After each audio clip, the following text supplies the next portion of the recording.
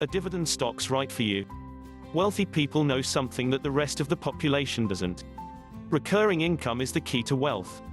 Rockefeller once said, "Do you know the only thing that gives me pleasure? It's to see my dividends coming in." Is this investment strategy right for you? Many believe that now may be the time to go into dividends. Soaring technology stocks led the longest bull market in history during the 1990s, driving investors to shun stocks of dividend-paying firms. The steady stock performance of more conservative firms just seemed pale in comparison. But now, rising interest rates and slowing corporate earnings are causing investors to again turn to the tried and true, high-quality firms with strong cash flows, solid earnings and a healthy dividend stream. Companies that can commit to paying a regular dividend are ones that generally are fundamentally strong and optimistic about their future. A company's dividend history is a good indication of its willingness to share profits and demonstrate accountability to investors. In periods of market uncertainty, these qualities become especially appealing to investors. Stocks of companies that pay dividends generally have less price fluctuation than stocks of non-dividend payers. The dividend can create a cushion and smooth out a stock's price volatility. It's important to remember, however, that although dividend-paying stocks can add diversification to your portfolio and help minimize volatility, they still involve risk. The 2003 Tax Act added allure to dividend-paying stocks. It lowered the tax rate for individuals on qualified dividends from as much as 38.6% to just 15%, depending on your income tax bracket.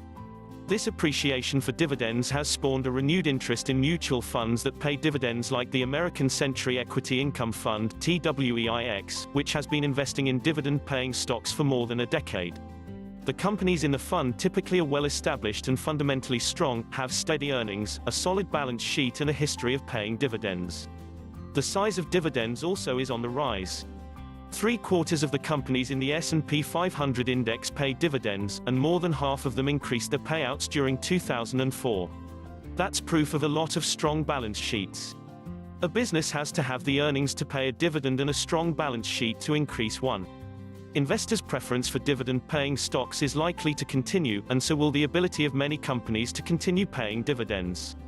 Several years of economic uncertainty have driven companies to cut costs, reduce debt and rein in their capital spending. That means many of them now have a lot of cash on their balance sheets. This combination of lower debt and larger cash pools gives them the ability to increase dividends.